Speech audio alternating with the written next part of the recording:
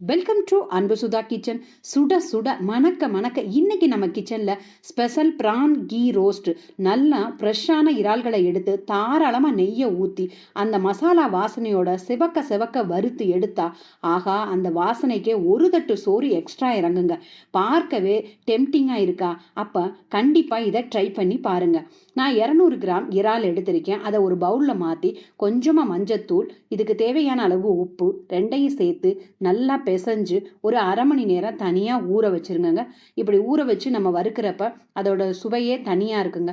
இப்ப ஒரு பேனை எடுத்து வச்சு அதுல 1 டீஸ்பூனு மல்லி, அரை டீஸ்பூன் சோம்பு, அரை டீஸ்பூனு சீரகம், அரை டீஸ்பூனு மிளகு,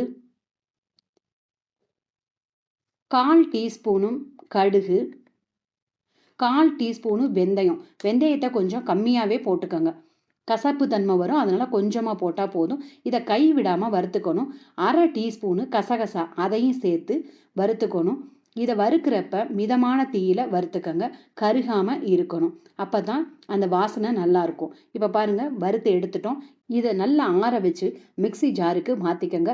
அது கூட 10 முந்திரி, 1 டீஸ்பூனு காஷ்மீர் சில்லி பவுடர் சேர்த்திருக்கேன், கொஞ்சம் இஞ்சி, கொஞ்சம் பூண்டு எல்லாத்தையும் சேர்த்து தண்ணி விட்டு நல்லா ஃபைன் பேஸ்டா அரைச்சி எடுத்துக்கோங்க.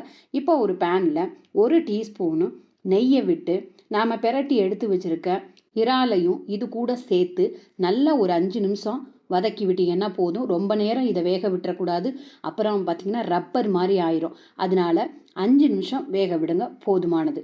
இதை தனியா எடுத்து வச்சுக்கோங்க. இப்போ ஒரு கடாயில தாராளமா 1/2 டீஸ்பூனு நெய் விடுங்க. அப்பதாங்க அந்த நெய்யோட வாசனை கமகமன்னு இருக்கும். நெய் நல்லா உருகுனதுக்கு அப்புறம் 1 கப்பு சின்ன வெங்காயத்தை பொடிசா நறுக்கி வச்சிருக்கேன், அதையும் இது கூட சேர்த்து கருவேப்பிலையும் சேர்த்து நல்லா வதக்குங்க. கண்ணாடி பதத்துக்கு வதக்கி எடுத்துக்கணும். அப்பதாங்க அந்த டேஸ்ட் நல்லா இருக்கும். நெய் சேர்த்து வதக்குறப்ப வீடே கமகமக்குங்க. இந்த சின்ன வெங்காயம் சேர்க்கையில அந்த இறாலோட சேர்த்து வச்சு சாப்பிடையில சுவையே தனியா இருக்குங்க. சில பேர் வெங்காயம் போட மாட்டாங்க, நான் எப்பயுமே வெங்காயம் போடுவேன். வெங்காயம் போட்டு செஞ்சு பாருங்க, சூப்பரா இருக்கும். இப்ப நம்ம நைஸா பேஸ்ட் போல அரைச்சு வச்சிருக்க மசாலாவையும் இது கூட சேர்த்து கொஞ்சம் இதுக்கு தேவையான அளவு தண்ணி கொஞ்சம் ஊத்துங்க. ஏன்னா அந்த பச்சை வாசனை போற வரைக்கும் நல்லா கொதிக்க விடணும். ஏன்னா நம்ம வறுத்து அரைச்சிருக்கோம், ஆனா அந்த மிளகாயோட பச்சை வாசனை போகணும் அப்படிங்கிறதுக்காக தண்ணி கொஞ்சம் சேர்த்து நல்லா கொதிக்க விடுங்க. இப்போ இதுக்கு தேவையான அளவு உப்பையும் சேர்த்து கொஞ்சம் மஞ்சத்தூள், கரம் மசாலா அதுவும் கொஞ்சம் அரை டீஸ்பூன் போட்டா போதும் சேர்த்து நல்லா கொதிக்க விடணுங்க. எண்ணெய் பிரிஞ்சு வர்ற வரைக்கும் நம்ம கொதிக்க விடணும். அப்பதான் அது நல்லா இருக்கும். இந்த அளவுக்கு பாருங்க, நல்லா கெட்டியாகவும் வந்துருச்சு. ஏன்னா முந்திரி பருப்பு நம்ம சேர்த்துருக்கோம், அதனால இன்னும் நல்லா கெட்டியா வந்துடும். இப்போ நம்ம வதக்கி வச்சிருக்க இறாலையும் இது கூட சேர்த்து ரொம்ப நேரம் வேக விடக்கூடாது. ஏன்னா ஆல்ரெடி இறாலையும் வேக வச்சுட்டோம், இங்கிட்டு மசாலாவையும் நல்லா கொதிக்க வச்சுட்டோம். அதனால ரொம்ப நேரம் இதை வேக விடாதீங்க. 2 நிமிஷம் அப்படியே மிதமான தீயில விட்டு கடைசியில கொஞ்சம் கருவேப்பிலையும் தூவி இறக்கிட்டேன்னா அருமையான இறால் நெய் ரோஸ்ட் ரெடிங்க.